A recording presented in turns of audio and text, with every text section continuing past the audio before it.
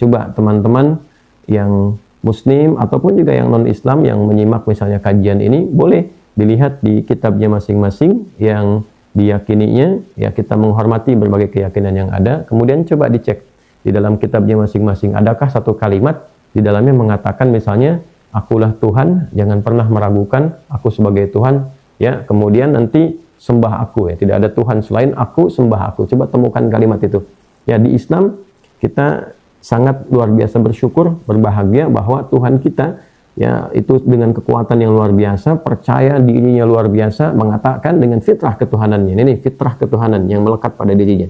Innani anallah, sungguh yakinkan pada dirimu yang paling dalam, jangan pernah engkau meragukan anallah, bahwa sesungguhnya akulah Allah. Ya Allah, la ilaha illa ana. Ya, tidak ada yang layak dipertuhankan kecuali aku. Jadi di sini mendeklarasikan yang pertama bahwa nama Allah itu, ini bukan sifat, tapi Allah itu nama yang melekat pada zat Tuhan. Baik ya? Jadi jangan berkata begini misalnya, ya, Allahku, Allahmu siapa? Nah, itu kalimat tidak tepat. Nah, karena kata Allah itu sudah menunjuk zat, ya, pada Tuhan. Tuhan siapa? Tuhannya, ya, yang diyakini oleh umat Islam. Namanya Allah, Tuhan semesta alam, Tuhan kita semua, Tuhan semua makhluk. Ya, jadi Allah itu nama zat, ya, yang melekat kepada Tuhan yang hak. Jadi bukan sifat, ya. Jadi tidak tepat kalimat mengatakan Allahku namanya ini, Allahmu siapa? Tidak, bukan. Ya, karena Allah itu nama Tuhan. Ya, jadi kalau kita sebutkan Allah, itu sudah namanya. Nanti sifat-sifat yang melekat kepada dirinya, ya, kita dapati misalnya diperkenalkan dengan Ar-Rahman, ya, misalnya Ar-Rahim dan seterusnya. Jadi kalau kita dapati di Quran surah Al-Isra di ayat 110, Allah mengatakan qulid Allaha awid Ar-Rahman ayyamma tad'u falahul asmaul husna.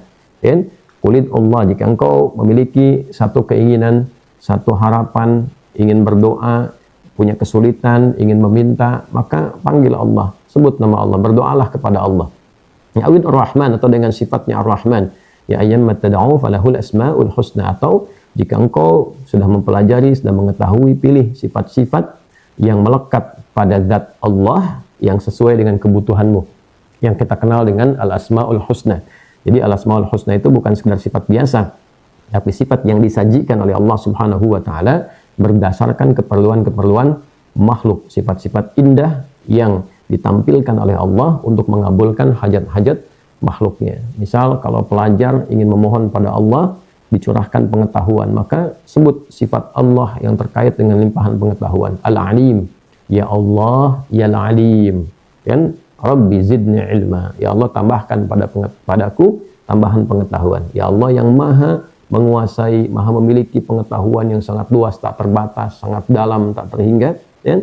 Curahkan padaku limpahan pengetahuan. Kalau ingin rezeki, sebut ya Allah, ya Razzaq.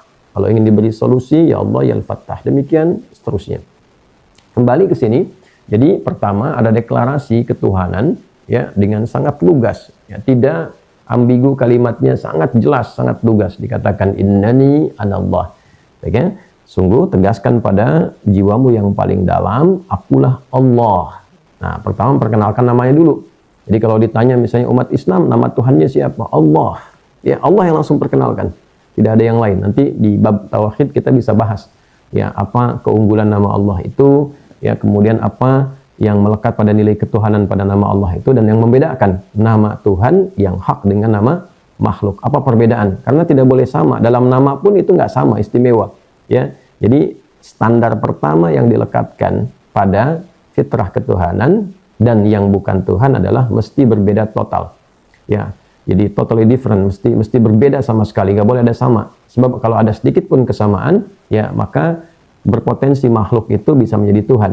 Maka tidak boleh ada sifat Tuhan sama dengan makhluk. Termasuk nanti namanya pun, ya, tidak bisa disamai. Apalagi sifat-sifatnya. Misalnya kalau manusia berpasangan, Tuhan nggak boleh berpasangan. Ya, manusia bisa berketurunan, Tuhan nggak boleh berketurunan. Manusia misalnya hasil dilahirkan, nggak boleh Tuhan dilahirkan. Jadi nggak boleh sifat Tuhan dimiliki oleh makhluk. Maka di sini Allah mengatakan la ilaha illa ana, tidak ada yang layak dipertuhankan kecuali saya saja, yaitu Allah. Nah, ini deklarasi ketuhanan. Nah, maka setelah deklarasi ketuhanan ini yakin tanpa ragu, karena kan tadi kalimatnya yakinkan pada hatimu yang paling dalam, jangan pernah ragu. Pakai inna kan? Baik, setelah kita yakin tanpa ragu, nah objek yang meyakini tanpa ragu sehingga melahirkan ketentraman pada jiwanya dengan keyakinan itu, menghadirkan rasa aman dengan bertuhan itu disebut dalam bahasa Arab iman. Dari kata amana yu'minu.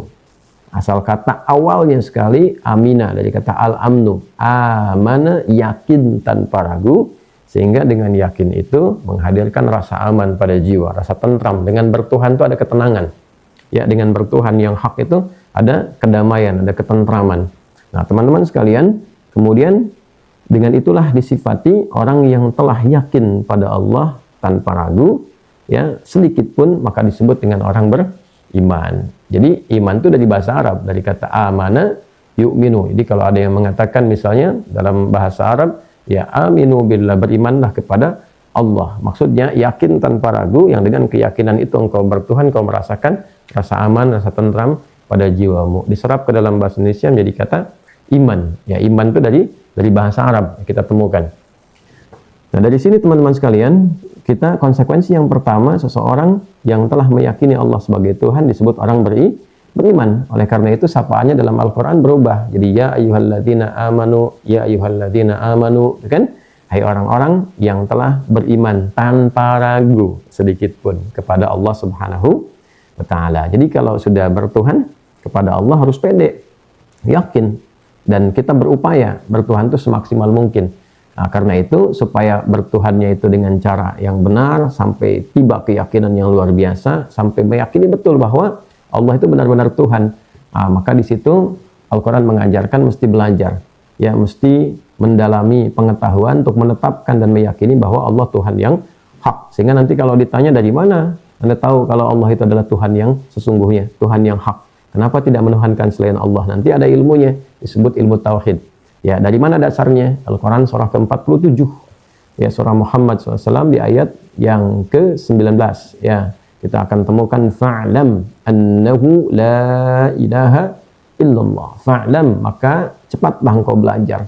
Cepatlah engkau punya ilmu. Ketahuilah. Dengan ketahuilah itu kalau dikembalikan ke dalam bentuk perintahnya dalam bahasa Arab dari kata alima.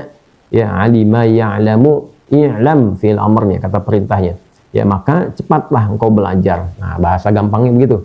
Ya, cepatlah engkau belajar, cepat cari ilmu.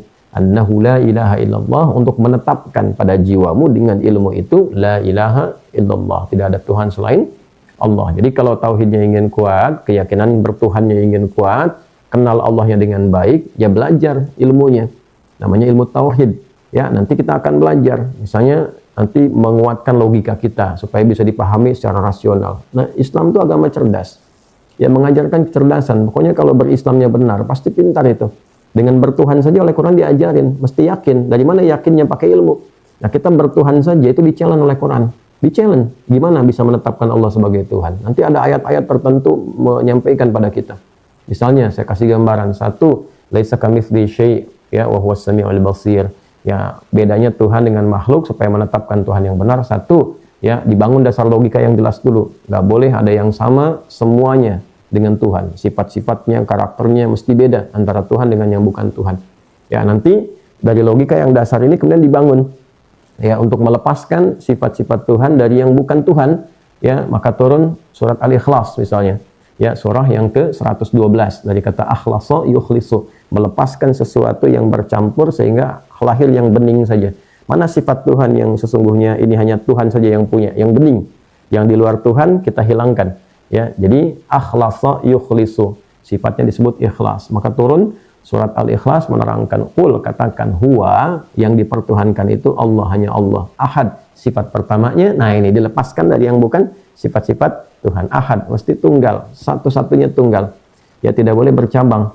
Nanti dibangun logika, ya, di ayat-ayat lain. Misal, nanti dijelaskan di Quran surah ke-51 ayat 49. Kalau kita ngajinya insya Allah khatam, kita akan temukan langsung ayat-ayatnya terkait dengan itu. Penjelasan, bukan cocok logi, ngambil ini itu tidak. Itu di Islam itu unik dan sangat istimewa. Terdisiplin, ilmunya itu interdisipliner. Jadi ada di dalamnya keterkaitan semua. Ya, setiap ayat menjelaskan. Dan dari penjelasan itu ada pencerahan secara logika, secara rasional, kemudian secara spiritual diterjemahkan dalam bentuk fisikal, itu ada semua. Ya, wa min kulli syai'in khalaqna zawjaini la'allakum tadhakkarun. Yang di luar Tuhan itu diciptakan berpasangan supaya engkau tahu, ya, hanya Tuhan yang tidak punya pasangan. Ya, jadi manusia berpasangan. Manusia kan ada laki-laki, ada perempuan. Jadi nggak bisa manusia jadi Tuhan. Ya. Kemudian siapa lagi? Misalnya hewan berpasangan. Ya, ada betina, ada jantan. Ya kan nggak bisa mempertuhankan hewan. Ya. Kemudian ada apa lagi? Misalnya tumbuhan, ada putih karena benang sari. Ya, bahkan sifat, ada siang, ada malam. Ya, ada keras, ada lembut, ya, ada berat, ada ringan. Jadi segala hal itu dalam kehidupan berpasangan untuk menunjukkan bahwa hanya Tuhan yang tidak punya pasangan. Jadi Tuhan yang hak itu beda dengan sifat makhluk. Ini ahad. Ya, Allahus Samad, yang dengan satu Tuhan, satu-satunya itu, maka terpusat kebergantungan kita, memohon pada satu titik, ya, ibadah pada satu titik. Ya, bayangkan kalau Tuhan misalnya lebih daripada satu, maka penataan semesta, pengaturan, sumber itu tidak akan berpusat pada satu titik tumpu. Ya, dan di surat Al-Anbiya itu lebih tegas lagi, lau kana fihi ma alihatun illallahu lafasadata. Lau kana fihi ma alihatun, kalaulah dalam pengelolaan semesta ini, khususnya langit dan bumi misalnya, ya, ada Tuhan yang banyak,